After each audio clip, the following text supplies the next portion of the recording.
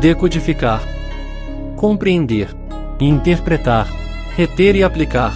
Aqui, bem-vindo ao canal Mental Impulse. Para apoiar o canal, não esqueça de inscrever-se, curtir, comentar e compartilhar. Demonstre sua gratidão às pessoas que colaboram para seu desenvolvimento. Aviso: este vídeo contém ativadores sonoros e visuais que auxiliam na compreensão, foco e mentalização das informações. Lei 26. Mantenha as mãos limpas. Julgamento. Você deve parecer um modelo de civilidade e paciência. Suas mãos não se sujam com erros e atos desagradáveis. Mantenha essa aparência impecável, fazendo os outros de joguete e bode expiatório para disfarçar a sua participação. Parte e esconda os seus erros. Tenha um bode expiatório por perto para assumir a culpa. A nossa boa reputação depende mais daquilo que escondemos do que daquilo que revelamos. Todos cometemos erros, mas quem é esperto consegue escondê-los e arranja alguém para acusar. É sempre conveniente ter um bode expiatório por perto nesses momentos. A justiça de Shell. Certa vez, aconteceu uma desgraça na cidade de Shell. O sapateiro da cidade assassinou um dos seus clientes. Ele foi então levado ao juiz, que o condenou à forca. Anunciado o veredicto, um dos cidadãos se levantou e gritou: "Se me permite, Vossa Senhoria acaba de condenar à morte o único sapateiro da cidade. Só temos ele. Se o enforcar, quem vai consertar nossos sapatos?" "Quem? Quem?" gritaram todos da cidade de Shell a uma só voz. O juiz balançou a cabeça concordando e reconsiderou o seu veredicto. "Bom povo de Shell", disse ele, "o que dizem é verdade. Visto que só temos um sapateiro, seria um grave erro contra a comunidade deixá-lo morrer. E, como existem 2 telhadores na cidade, que um deles seja enforcado no seu lugar." A Treasury of GV Folklore, Nathan Alzobel, org. 1948. A lei observada aí. Estava para terminar o 2º século depois de Cristo e o poderoso Império Han da China lentamente entrava em decadência, quando o grande general e ministro imperial Tsao surgiu como o homem mais poderoso do país. Buscando ampliar sua base de poder e se livrar do seu último rival, Tsao iniciou uma campanha para assumir o controle da estrategicamente vital planície central. Durante o cerco a uma cidade-chave, ele calculou ligeiramente mal o dia em que os grãos deveriam chegar da capital. Enquanto aguardava, o exército começou a ficar sem alimento, e Tsao foi forçado a mandar o chefe do comissariado reduzir as rações. Tsao controlava o exército com rédeas curtas e mantinha uma rede de informantes. Seus espiões vieram logo contar que os homens estavam se queixando, resmungando que ele vivia no bem bom enquanto eles mal tinham o que comer. Tsao devia estar guardando a comida só para ele, murmuravam. Se o boato se espalhasse, Tsao teria um motim para resolver. Ele chamou o chefe do comissariado à sua tenda. "Vou lhe pedir algo emprestado, e você não deve recusar", disse Tsao ao chefe. "O que é?", replicou o chefe. "Quero que me empreste sua cabeça para mostrar às tropas", disse Tsao. "Mas não fiz nada de errado", chorou o chefe. "Eu sei", disse Tsao suspirando, "mas se eu não condená-lo à morte haverá um motim." "Não chore. Cuidarei da sua família quando você não estiver mais aqui." Dito assim, não restava outra escolha para o chefe, ele se resignou ao seu destino e foi decapitado no mesmo dia. Vendo a sua cabeça exibida em público, os soldados pararam de reclamar. Alguns compreenderam o gesto de Tsao, mas ficaram calados, surpresos e intimidados com a sua violência. E a maioria aceitou a sua versão do culpado, preferindo acreditá-lo sábio e justo do que cruel e incompetente. Interpretação. Tsao assumiu o poder numa época extremamente tumultuada. Na luta pela supremacia no decadente Império Han, havia inimigos por todo o canto. A batalha pela conquista da planície central se mostrou mais difícil do que ele imaginara, e dinheiro e provisões eram uma constante preocupação. Não é de surpreender que sob tamanha tensão ele tenha se esquecido de encomendar as provisões a tempo. Uma vez evidente que a demora tinha sido um erro crítico, e que o exército estava agitado querendo um motim, TSAO tinha duas opções: pedir desculpas ou arranjar um bode expiatório.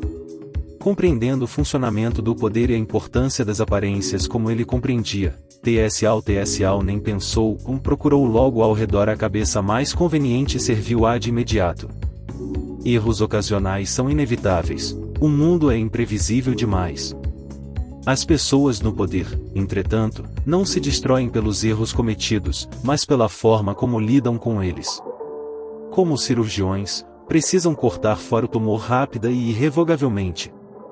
Desculpas são ferramentas cegas demais para esta delicada operação, os poderosos as evitam.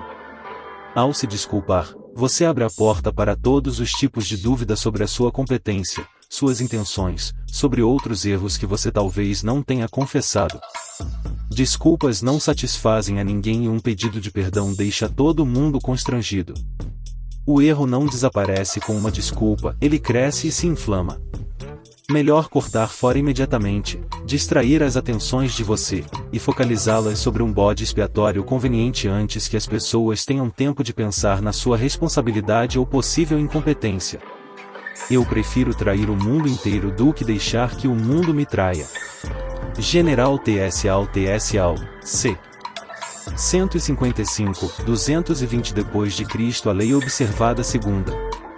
Durante vários anos, César Borgia fez campanhas para conquistar o controle de grandes partes da Itália em nome de seu pai, o Papa Alexandre.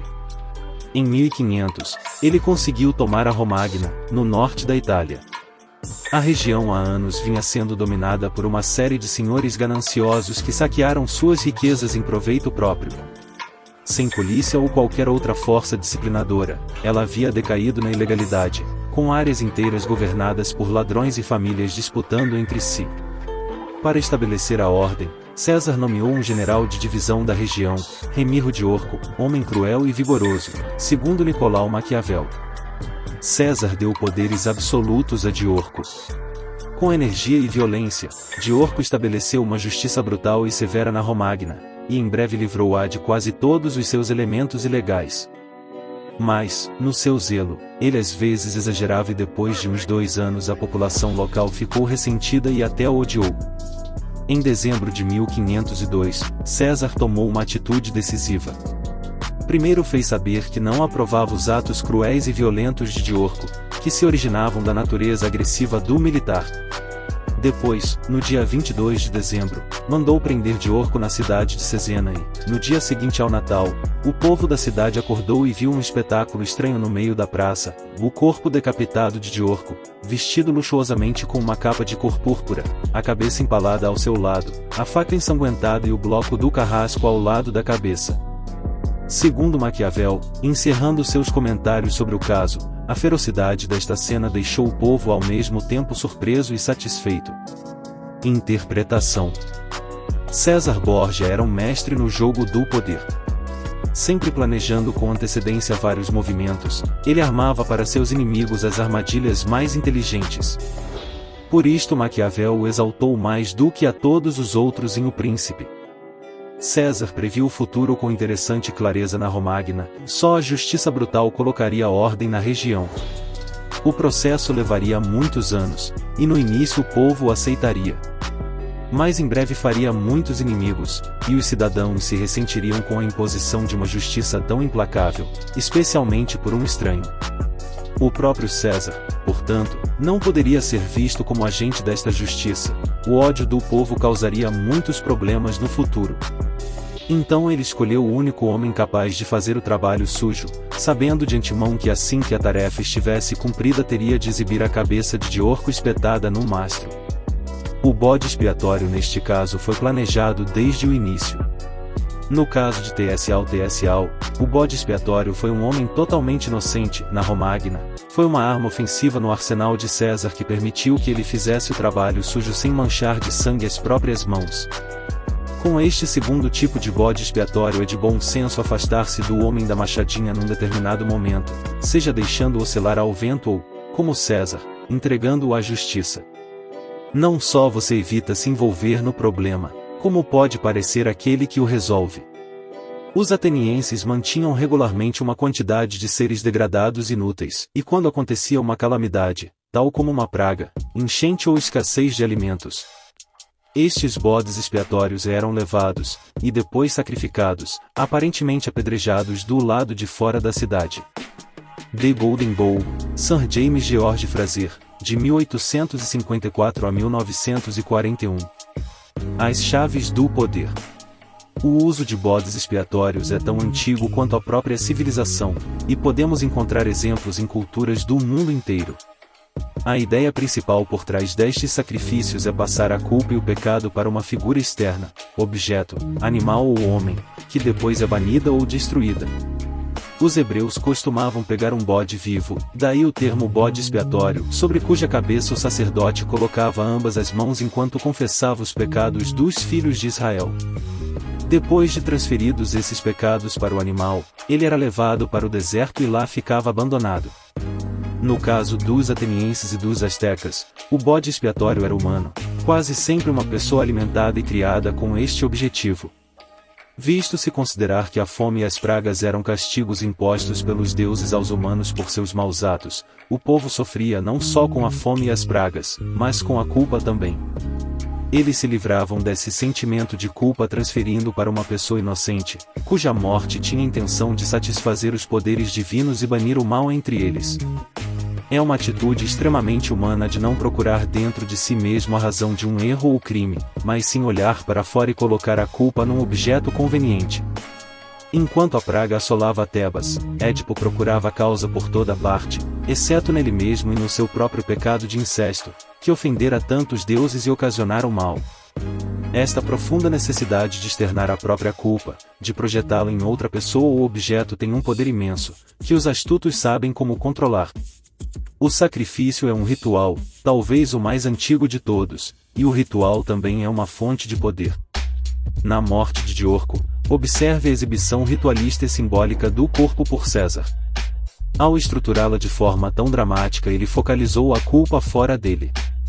Os cidadãos da Romagna reagiram instantaneamente. Como para nós é tão mais natural olhar para fora do que para dentro, aceitamos logo a culpa do bode expiatório. O sacrifício sangrento do bode expiatório parece uma relíquia bárbara do passado, mas a prática persiste até hoje, embora de forma indireta e simbólica, visto que o poder depende das aparências, e quem está no poder tem de parecer que não erra nunca. Os bodes expiatórios estão mais populares do que nunca. Que líder moderno assumiria a responsabilidade por seus erros? Ele procura outras pessoas para incriminar, um bode expiatório para sacrificar. Quando a revolução cultural de Mao Tse-tung fracassou miseravelmente, ele não deu desculpas nem pediu perdão aos chineses. Pelo contrário, como TSAO antes dele, ofereceu bodes expiatórios, inclusive o seu próprio secretário particular e membro do alto escalão do partido, CH Impota. Franklin D. Roosevelt tinha fama de homem honesto e justo.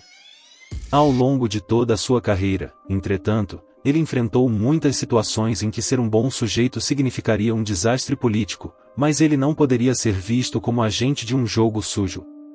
Durante 20 anos, portanto, seu secretário Louis Hall fez o papel de Diorco.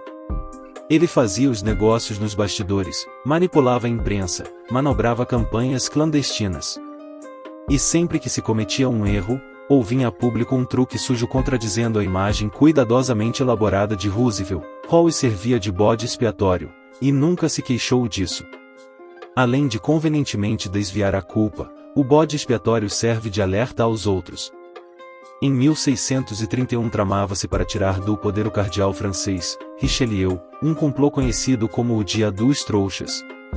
Quase conseguiram, visto que dele participavam os altos escalões do governo, inclusive a rainha-mãe. Mas com sorte seus próprios cúmplices, Richelieu sobreviveu. Um dos principais conspiradores era um homem chamado Marillac, o guardador dos selos. Richelieu não poderia mandar prendê-lo sem comprometer a rainha-mãe, tática que seria extremamente perigosa. Portanto ele mirou o irmão de Marillac, um marechal do exército. Esse homem não tinha nada a ver com o complô. Richelieu, entretanto, temendo que houvesse ainda no ar outras conspirações, especialmente no exército, decidiu dar um exemplo. Forjou acusações sobre o irmão de Marillac, e ele foi julgado e executado. Assim, indiretamente ele puniu o verdadeiro criminoso, que se achava protegido, e avisou aos futuros conspiradores que não relutaria em sacrificar inocentes para proteger o seu próprio poder. De fato, quase sempre é preferível escolher a vítima mais inocente possível como bode expiatório. Pessoas assim não terão poder suficiente para lutar contra você, e seus protestos ingênuos poderão parecer exagerados, poderão ser vistos, em outras palavras, como sinal da sua culpa. Cuidado, entretanto, para não criar um mártir. É importante que você continue sendo a vítima, o pobre líder traído pela incompetência dos que o cercam. Se o bode expiatório parecer fraco demais e o seu castigo muito cruel, o tiro pode sair pela culatra. Às vezes você deve encontrar um bode expiatório mais poderoso, que a longo prazo desperte menos simpatia. Seguindo esta tendência, a história tem demonstrado várias vezes que vale a pena usar um associado próximo como o bode expiatório. Isto é conhecido como a queda do favorito. A maioria dos reis teve um favorito pessoal na corte, um homem a quem eles distinguiam dos outros, às vezes sem nenhum motivo aparente, e cobriam de favores e atenção. Mas este favorito podia servir como um conveniente bode expiatório se a reputação do rei se visse ameaçada. O público facilmente acreditaria na culpa do bode expiatório, porque o rei sacrificaria o seu favorito, se ele não fosse culpado. E os outros cortesãos, já ressentidos com o favorito, se alegrariam com a sua queda. O rei, enquanto isso, se livrava de um homem que provavelmente já sabia demais sobre ele, tendo até atitudes arrogantes e desdenhosas. Escolher um associado próximo como bode expiatório tem o mesmo valor da queda do favorito. Você pode perder um amigo ou ajudante, mas a longo prazo é mais importante esconder seus erros do que confiar em alguém que um dia, provavelmente, vai se virar contra você. Além do mais, você sempre pode substituí-lo por outro favorito. Imagem em O Bode Inocente. No dia da expiação, o grande sacerdote traz o bode ao templo, coloca as mãos sobre a sua cabeça e confessa os pecados do povo, transferindo a culpa para o animal inocente, que é depois abandonado no deserto, desaparecendo com ele os pecados e as culpas do povo. Autoridade, loucura não é cometer loucuras, e sim não conseguir escondê-las. Todos os homens erram, mas o sábio esconde os enganos que cometeu, enquanto o louco os torna públicos. A reputação depende mais do que se esconde do que daquilo que se mostra. Se você não pode ser bom, seja cuidadoso. Baltazar Gracian, de 1601 a 1658, parte 2, não coloque a sua mão no fogo. Na fábula, o macaco pega a pata do amigo, o gato, e a usa para tirar as castanhas do fogo, conseguindo assim o que ele gosta sem se machucar. Se for preciso fazer alguma coisa desagradável ou pouco popular, é muito arriscado você mesmo fazer esse trabalho. A mão do outro apanha o que você quer, machuca quem você precisa machucar, e não deixa que as pessoas percebam que você é o responsável. Que outra pessoa seja o carrasco, ou portador de más notícias, enquanto você só traz alegrias e boas novas. O macaco e o gato. O macaco e o gato, travessos e brincalhões, dois irmãos declarados, ambos com um senhor em comum, qualquer diabrura na casa era obra de Pug e Tom. Certo dia de inverno, o alegre par foi visto postado próximo à lareira da cozinha.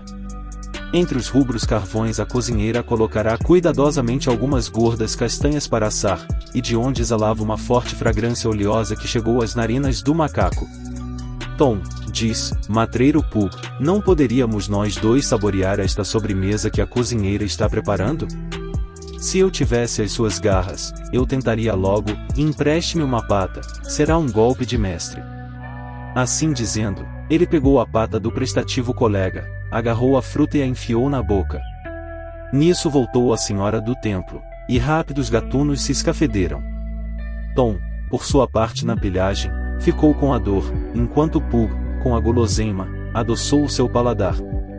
Fábulas, Jean de La Fontaine, de 1621 a 1695.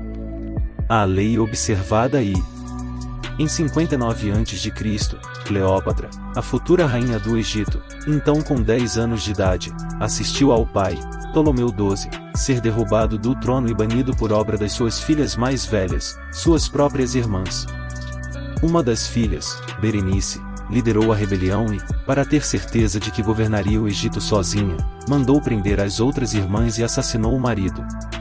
Isto pode ter sido necessário como uma etapa prática para garantir o seu governo. Mas o fato de um membro da família real, nada menos do que uma rainha, ter sido declaradamente responsável por tanta violência na sua própria família deixou os súditos horrorizados e gerou uma forte oposição.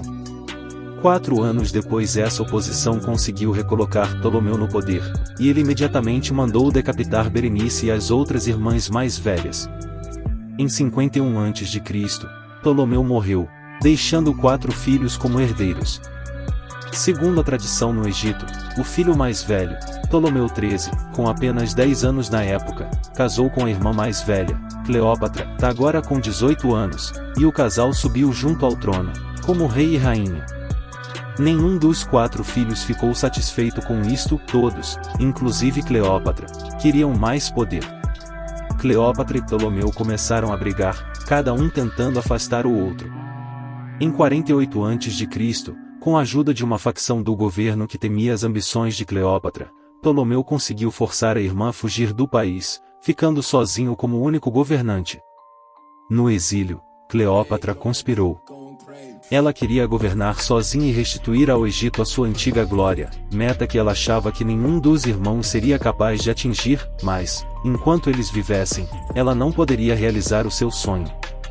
E o exemplo de Berenice deixará claro que ninguém serviria a uma rainha que fora vista assassinando a sua própria família. Até mesmo Ptolomeu não tinha ousado assassinar Cleópatra, embora soubesse que ela tramava contra ele no estrangeiro. 1 ano depois da expulsão de Cleópatra, o ditador romano Júlio César chegou ao Egito, determinado a fazer do país uma colônia romana. Cleópatra viu ali a sua chance, retornando disfarçada ao Egito ela viajou centenas de quilômetros até alcançar César em Alexandria. Conta a lenda que ela se aproximou dele clandestinamente enrolada num tapete, que foi graciosamente desenrolado aos seus pés, revelando a jovem rainha. Cleópatra imediatamente começou o seu trabalho com o romano. Ela apelou para o seu gosto pelos espetáculos e para o seu interesse pela história do Egito, e deixou transbordar todos os seus encantos femininos. César não demorou a sucumbir e recolocou Cleópatra no trono. O corvo, a cobra e o chacal.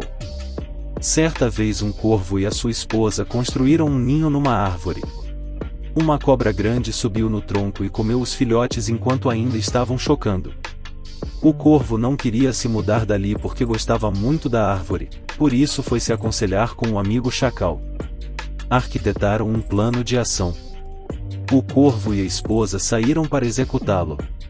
Ao se aproximar de um lago, a esposa viu as mulheres da corte do rei se banhando, com pérolas, colares, gemas preciosas, roupas e uma corrente de ouro na beira d'água. A esposa pegou a corrente de ouro no bico e voou em direção à árvore, com os eunucos correndo atrás dela. Ao chegar na árvore, ela deixou cair a corrente num buraco.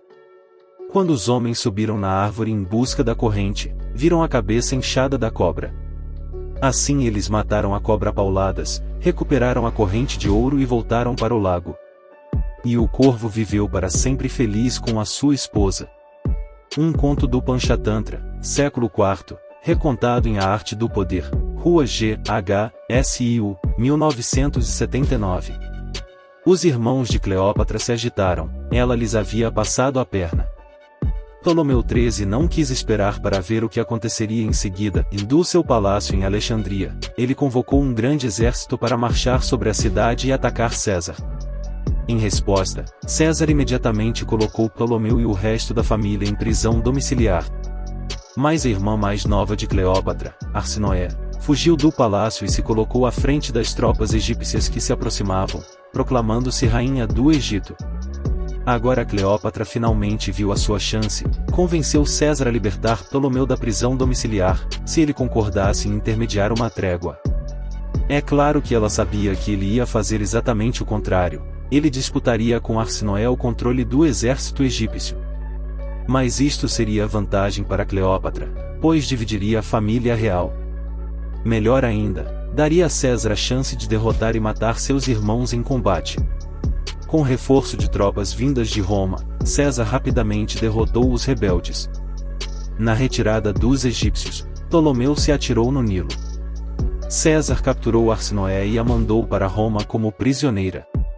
Também mandou executar os inúmeros inimigos que tinham conspirado contra Cleópatra, aprisionando outros que tinham se oposto a ela. Para reforçar a sua posição como rainha inconteste, Cleópatra casou-se com o único irmão que lhe restou, Ptolomeu XIV, com apenas 11 anos de idade na época, e o mais fraco de todos. 4 anos depois Ptolomeu morreu misteriosamente, envenenado. Em 41 a.C., Cleópatra utilizou com um segundo líder romano, Marco Antônio, as mesmas táticas que tinha usado tão bem com Júlio César. Depois de seduzi-lo, ela lhe sugeriu que a irmã Arsinoé, ainda prisioneira em Roma, tinha conspirado para destruí-lo. Marco Antônio acreditou nela e prontamente mandou executar Arsinoé, livrando-se assim do último dos irmãos que tanto tinham ameaçado Cleópatra. Interpretação: conta a lenda que Cleópatra conseguiu tudo o que quis com seus encantos e poder de sedução, mas na verdade seu poder estava em conseguir que as pessoas fizessem o que ela queria sem perceber que estavam sendo manipuladas. César e Antônio não só livraram dos seus irmãos mais perigosos, Ptolomeu e Arsinoé, como dizimaram todos os seus inimigos, tanto no governo como no exército. Os 2 homens foram o seu instrumento. Foram eles que colocaram a mão no fogo, fizeram o trabalho sujo, porém necessário, enquanto impediam que ela fosse vista como a destruidora dos seus irmãos e concidadãos egípcios. E, no final, os 2 homens concordaram com o seu desejo de governar o Egito não como uma colônia romana, mas como um reino aliado independente. E fizeram tudo isso por ela sem perceber que estavam sendo manipulados. Foi persuasão na sua forma mais sutil e poderosa. Uma rainha não deve sujar as mãos com tarefas inglórias, nem um rei pode aparecer em público com o rosto manchado de sangue. Mas o poder não sobrevive sem o esmagar constante de inimigos, sempre haverá pequenas tarefas sujas que precisam ser feitas para manter você no trono. Como Cleópatra, você precisa que outro coloque a mão no fogo por você. Como divulgar as notícias? Quando Omar, filho de Al-Khattab, se converteu ao islamismo, quis que a notícia da sua conversão fosse conhecida logo por todos. Foi então procurar Jamil, filho de Mamar al-Jumali, famoso pela rapidez com que passava os segredos adiante. O que lhe contassem em sigilo, imediatamente todos ficavam sabendo. Omar lhe disse: "E agora sou muçulmano. Não diga nada. Guarde segredo. Não comente isso na frente de ninguém." Jamil saiu para a rua e começou a gritar bem alto: "Vocês acreditam que Omar, filho de Al-Khattab, não é muçulmano? Bem, não acreditem nisso. Eu estou lhes dizendo que é." A notícia da conversão de Omar ao islamismo se espalhou por toda parte. E era exatamente o que ele queria. The Subtly Ruse, The Book of Arabic Wisdom and Guile, século XIII. Em geral será alguém fora do seu círculo imediato, que provavelmente não perceberá que está sendo usado. Você encontra esses trouxas por toda parte, gente que gosta de prestar favores, especialmente se você lhes jogar um ossinho, ou 2, em troca. Mas enquanto realizam tarefas que para eles podem parecer bastante inocentes, ou pelo menos totalmente justificadas, na verdade abrem o caminho para você, espalhando as informações que você lhes dá, destruindo aos poucos pessoas que eles não percebem serem suas rivais, inadvertidamente promovendo a sua causa, sujando as mãos enquanto as suas permanecem imaculadas. A lei observada segunda. No fim da década de 1920, explodiu uma guerra civil na China quando os partidos nacionalista e comunista resolveram brigar pelo controle do país.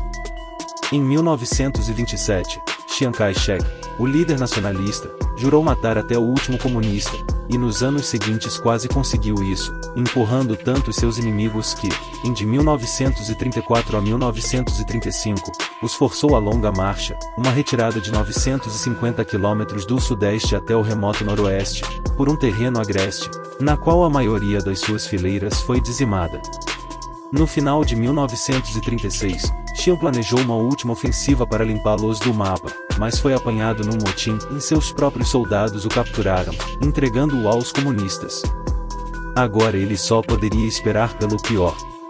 Mas, enquanto isso, os japoneses começaram a invadir a China e, para a surpresa de Xian, em vez de matá-lo, o líder comunista, Mao Tse-tung, lhe propôs um acordo e os comunistas o deixariam livre e o reconheceriam como comandante de seus exércitos e dos deles também se ele concordasse em combaterem juntos o inimigo comum.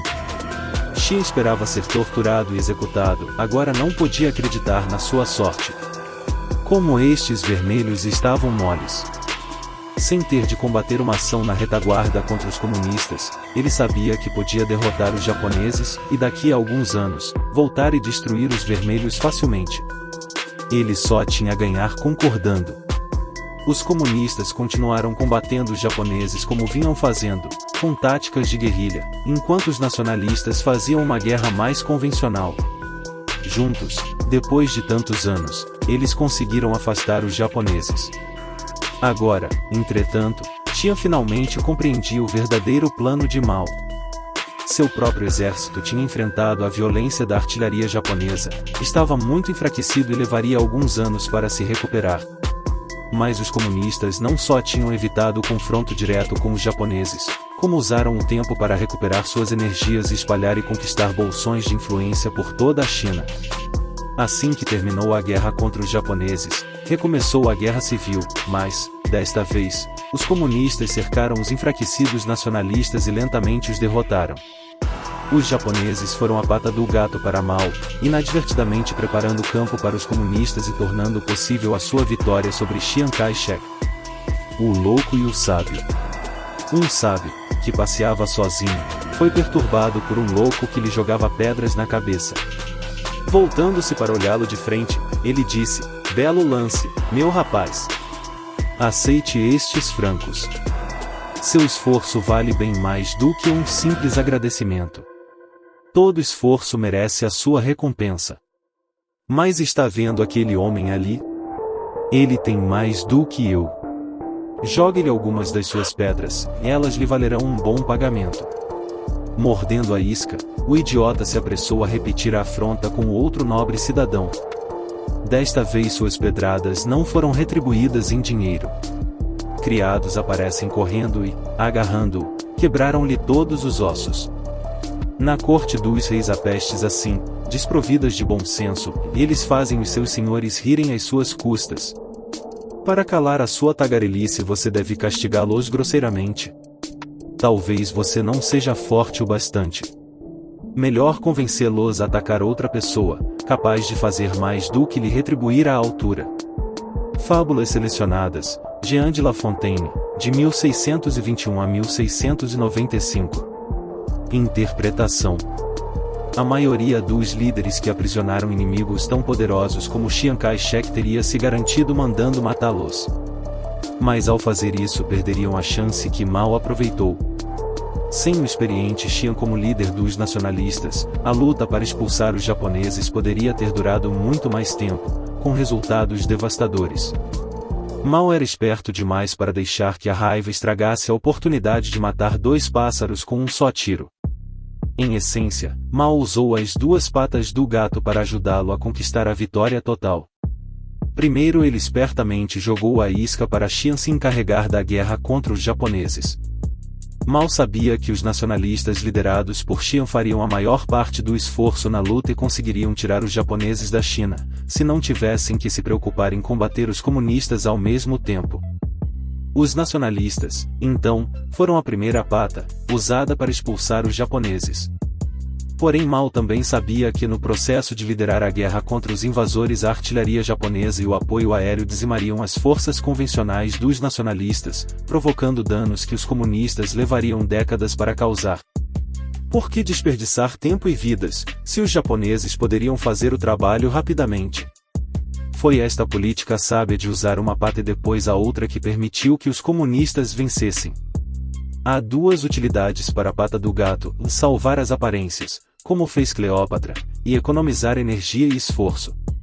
A segunda em particular exige que você planeje vários movimentos com antecedência, percebendo que um passo atrás temporário, deixar livre Xian, digamos, pode levar a um passo gigantesco para frente. Se você estiver temporariamente enfraquecido e precisar de tempo para se recuperar, quase sempre é mais vantajoso usar as pessoas ao seu redor como uma cortina para esconder suas intenções e como uma pata de gato para fazer o trabalho por você. Procure uma terceira parte com quem dividir um inimigo, mesmo que por motivos diversos. Depois se aproveite do seu poder superior para dar golpes que lhe custariam muito mais energia, visto que você é mais fraco. Você pode até delicadamente guiá-los para atitudes hostis. Procure sempre o flagrantemente agressivo como patas de gato em potencial, com frequência eles estão mais dispostos a entrar numa briga, e você pode escolher exatamente a briga certa para o seu objetivo. A lei observada terceira. Kuriyama Daisen era um adepto do chá no Yu, da água quente para o chá, a cerimônia do chá dos japoneses e aluno do grande mestre do chá, Sen no Rikyu. Por volta de 1620, Daisen soube que um amigo seu, Hoshino Soemon, tinha pedido emprestado uma grande quantia de dinheiro, 300 ryu, para ajudar um parente endividado. Mas, apesar de ter conseguido pagar a dívida do seu parente, o que Soemon fez foi simplesmente deslocar a carga para os próprios ombros. Daisen conhecia bem Soemon, ele não se preocupava com dinheiro nem entendia muito disso. Ia ter problemas se demorasse em pagar a dívida contraída com um rico mercador chamado Kawashia Sanemon. Mas se Daisen se oferecesse para ajudar Soemon, ele se recusaria, orgulhoso, e talvez até se sentisse ofendido. O pássaro indiano. Um mercador tinha um pássaro dentro de uma gaiola. Como ele estava indo para a Índia, terra de onde viera o pássaro, perguntou-lhe se queria alguma coisa de lá. A ave pediu a sua liberdade, que lhe foi recusada.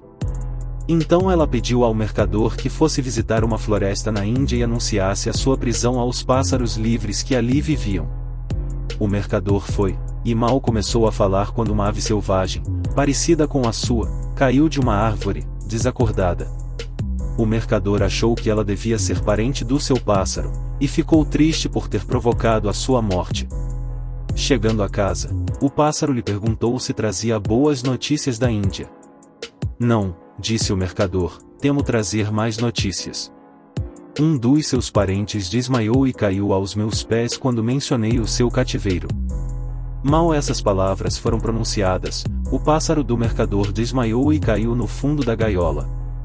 A notícia da morte do seu parente o matou também, pensou o mercador. Pesaroso, ele pegou o pássaro e o colocou sobre o peitoril da janela. Imediatamente o animalzinho recobrou os sentidos e voou para uma árvore próxima. Agora você já sabe, disse ele, que aquilo que você pensou que fosse um desastre, para mim foi uma boa notícia. E a mensagem, a sugestão de como me comportar para me ver livre dessa gaiola, me foi transmitida por seu intermédio, meu captor. E saiu voando, livre finalmente. Tales of the Dervishes, Idris Shah, 1967. Um dia Daisen foi visitar o amigo e, depois de passear pelo jardim e apreciar as valiosas peonias de Soemon, eles se retiraram para a sala de estar. Ali Daisen viu um quadro do mestre Kano Tenmil. Ah, Daisen exclamou, uma esplêndida pintura. Acho que nunca vi nada melhor. Depois de vários elogios, Soemon não teve outra escolha. Bem, disse ele, já que você gosta tanto, espero que me faça o favor de aceitá-lo. De início Daisen recusou, mas diante da insistência de Soemon ele aceitou. No dia seguinte, Soemon por sua vez recebeu um embrulho de Daisen. Dentro havia um belo e delicado vaso acompanhado por um bilhete de Daisen pedindo ao amigo que o aceitasse em troca do seu apreço pelo quadro que Soemon tão generosamente lhe dera no dia anterior. Ele explicou que o vaso tinha sido feito pelo próprio Sen no Rikyu, e trazia a inscrição do Imperador Hideyoshi. Se Soemon não gostasse do vaso, sugeriu Daisen, poderia dá-lo de presente para um adepto do chá no Yu, talvez o mercador Kawashia Sanemon, que várias vezes manifestou o desejo de possuí-lo. Ouvi dizer, continuou Daisen, que ele tem um pedacinho de papel o recibo dos 300 ryu que você gostaria muito de ter. É possível que vocês combinem uma troca. Percebendo a intenção do seu generoso amigo, Soemon levou o vaso para o rico mercador. Você o conseguiu, exclamou Sanemon quando Soemon lhe mostrou o vaso. Já ouvi falar muito dele, mas esta é a primeira vez que o vejo. É tão precioso que não tem permissão para atravessar os portões. Na mesma hora ele ofereceu trocar a nota da dívida pelo vaso de flores, e dar a Soemon mais 300 ryu. Mas Soemon, que não se importava com dinheiro, só queria a nota de volta e Sanemon ficou feliz em devolvê-la. Soemon foi correndo para a casa de Daisen agradecer a sua esperta ajuda. Interpretação. Kuriyama Daisen sabia que prestar um favor não é coisa simples, não se deve fazer estardalhaço nem ser óbvio demais, pois quem recebe sente o peso da obrigação. Isto pode dar um certo poder a quem dá, mas é um poder que acaba se autodestruindo porque só desperta ressentimentos e resistência. Um favor prestado indiretamente com elegância tem 10 vezes mais poder. Daisen sabia que uma abordagem direta só teria ofendido Soemon. Ao permitir que o amigo lhe desse o quadro, entretanto, ele fez Soemon sentir que ele também tinha agradado ao amigo com um presente. No final, as 3 partes ficaram satisfeitas, cada qual à sua maneira. Em essência, Daisen se fez de pata de gato, a ferramenta para tirar as castanhas do fogo. Ele deve ter sofrido ao se separar do vaso, mas ganhou não só o quadro como também, e isso é muito importante, o poder de quem corteja. O cortejador usa a mão enluvada para abrandar os golpes desfechados contra ele, disfarçar cicatrizes, tornar o ato de resgate mais elegante e limpo. Ao ajudar os outros, o cortejador acaba se ajudando. O exemplo de Daisen é um paradigma para todos os favores trocados entre amigos e colegas, e jamais imponha um favor seu. Busque um jeito de se tornar a pata do gato, tirando indiretamente seus amigos de dificuldades sem se impor ou fazer com que eles se sintam devedores. Não se deve ser direto demais. Veja a floresta. As árvores retas são cortadas, as retorcidas permanecem de pé. Kautilya, filósofo hindu, século 3 a.C. As chaves do poder. Como líder você pode imaginar que o zelo constante, e a aparência de trabalhar mais do que todos, signifique poder.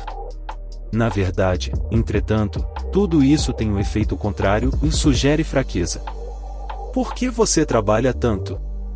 Talvez seja incompetente e tenha de se esforçar mais para continuar onde está. Talvez você seja uma dessas pessoas que não sabem delegar poderes e precisam se meter em tudo. Os verdadeiramente poderosos, por outro lado, não parecem nunca ter pressa ou estar sobrecarregados de trabalho. Enquanto os outros se esfalfam, eles descansam.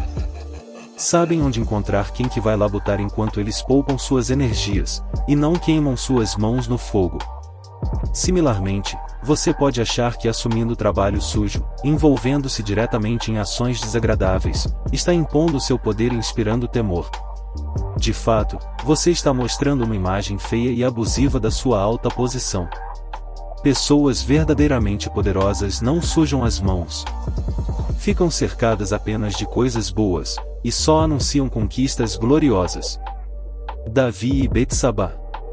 Decorrido um ano, no tempo em que os reis costumavam sair para a guerra, enviou Davi a Joabe, e a seus servos com ele, e a todo Israel, que destruíram os filhos de Amon, e sitiaram Rabá, porém Davi ficou em Jerusalém.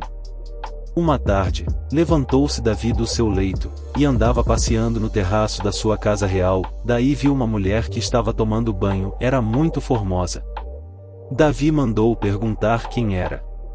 Disseram-lhe, é Betsabá, filha de Eliã, e mulher de Urias, o heteu. Pela manhã Davi escreveu uma carta a Joabe e lhe a mandou por mão de Urias. Escreveu na carta, dizendo, ponde Urias na frente da maior força da peleja, e deixai-o sozinho, para que seja ferido e morra. Joabe pôs a Urias no lugar onde sabia que estavam os homens mais valentes. Saindo os homens da cidade, e pelejando com Joabe, caíram alguns do povo, dos servos de Davi, e morreu também Urias, o heteu.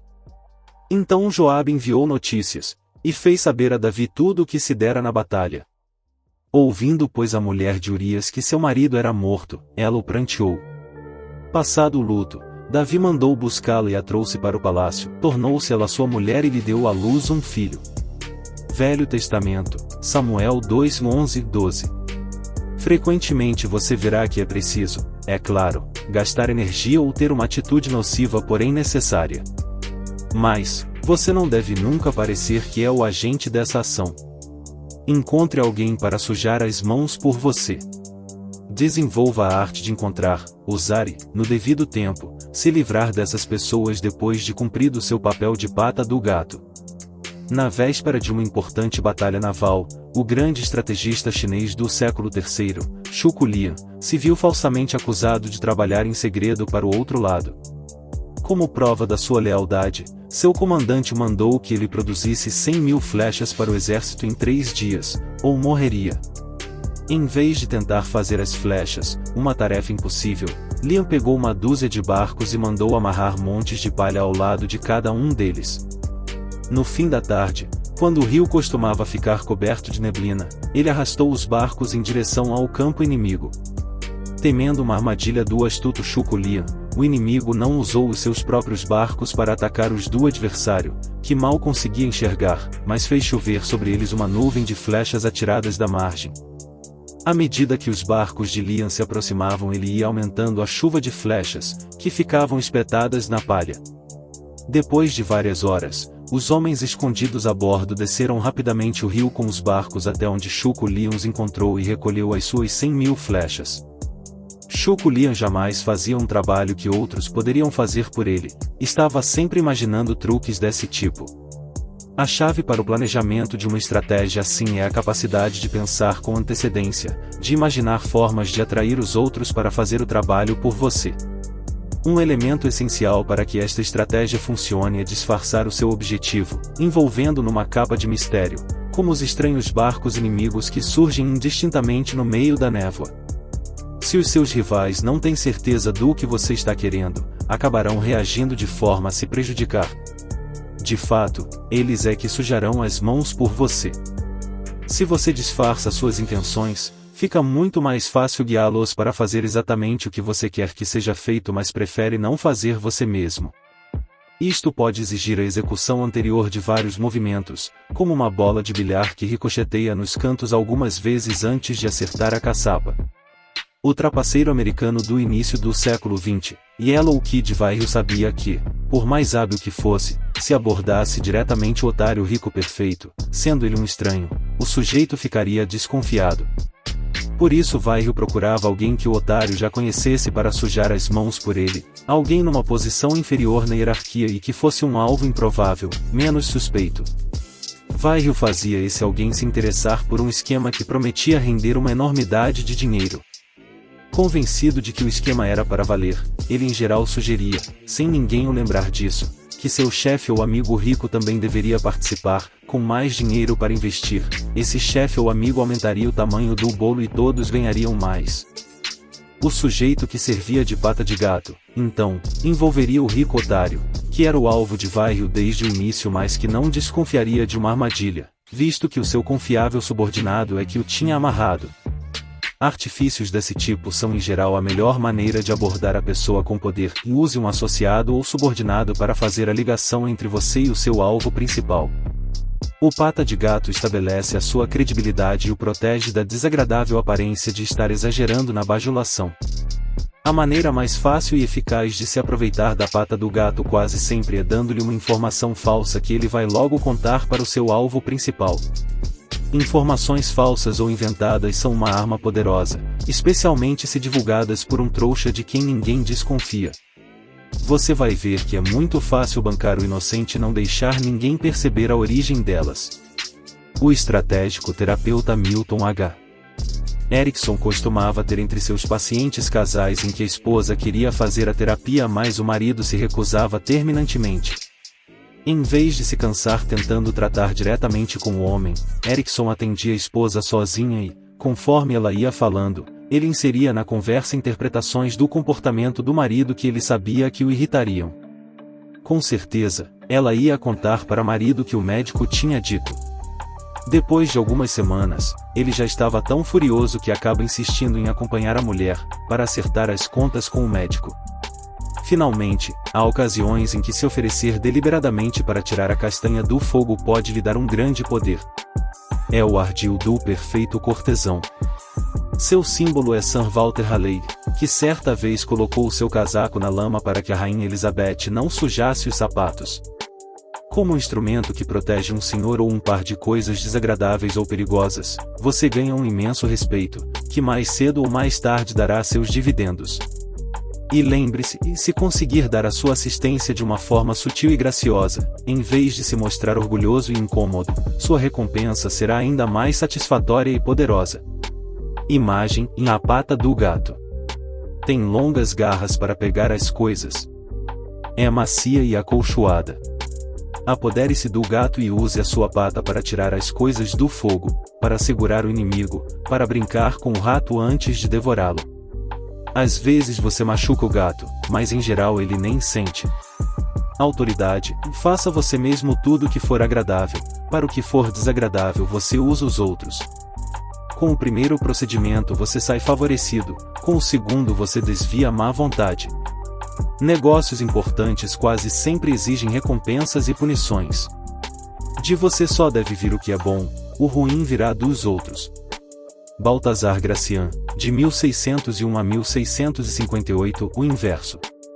A pata do gato e o bode expiatório devem ser usados com extrema cautela e delicadeza. Eles são cortinas que escondem do público seu próprio envolvimento no trabalho sujo. Se de repente a cortina se erguer e você for visto como manipulador, o senhor dos fantoches, toda a dinâmica mudará de rumo, sua mão será vista por toda a parte, e você será acusado de infortúnios com os quais não tem nada a ver. Depois que a verdade vem à tona, as coisas vão tomando uma proporção incontrolável. Em 1572, a rainha Catarina de Médici, da França, conspirava para acabar com Gasparda de Coligny, almirante da armada francesa e importante membro da comunidade huguenote, protestantes franceses. Coligny era amigo do filho de Catarina, Carlos IX, e ela temia sua crescente influência sobre o jovem rei. Ela arrumou, portanto, um membro da família Guise, um dos clãs reais mais poderosos da França, para assassiná-lo. Mas, secretamente, Catarina tinha outro plano, e ela queria que os huguenotes acusassem os Guise de terem matado um de seus líderes, e se vingassem. Com uma só tacada, ela apagaria ou prejudicaria dois perigosos rivais, Coligny e a família Guise. Mas os dois tiros saíram pela culatra. O assassino errou o alvo, ferindo apenas Coligny. Sabendo que Catarina era sua inimiga, ele desconfiou seriamente de que ela é quem tinha tramado o ataque, e contou para o rei. Acabou que o assassinato fracassado e as discussões que se seguiram deram origem a uma série de acontecimentos resultando numa sangrenta guerra civil entre católicos e protestantes, que culminou no horrível massacre conhecido como a Noite de São Bartolomeu, quando milhares de protestantes foram mortos. Se tiver de usar a pata do gato ou o bode expiatório numa ação de sérias consequências, cuidado, exagerar pode ser prejudicial. É sempre mais sensato usar esses trouxas em tarefas mais inocentes, quando um erro não causará danos graves. Finalmente, há momentos em que é mais vantajoso não disfarçar o seu envolvimento ou responsabilidade, mas assumir você mesmo a culpa por algum erro. Se você tem poder e está seguro dele, deve às vezes representar o penitente, com um olhar pesaroso, você pede perdão aos mais fracos. É o truque do rei que fica exibindo seu sacrifício pelo bem-estar do povo. Ocasionalmente, também, é bom você se mostrar como o agente castigador, para inspirar medo e terror nos seus subordinados. Em vez da pata do gato, você mostra sua mão poderosa com um gesto ameaçador. Use este trunfo com parcimônia. Se usá-lo com muita frequência, o medo se transformará em ressentimento e ódio. Quando você perceber, essas emoções já terão se transformado numa forte oposição que acabará por derrubá-lo. Habitue-se a usar a pata do gato, é muito mais seguro. Essa é apenas uma lei, das 48 leis do poder. Para ver as outras 47, acesse nossa playlist, As 48 Leis do Poder, Robert Greene, para sua evolução mental. Para apoiar o canal não esqueça de inscrever-se, curtir, comentar e compartilhar. Demonstre sua gratidão às pessoas que colaboram para seu desenvolvimento.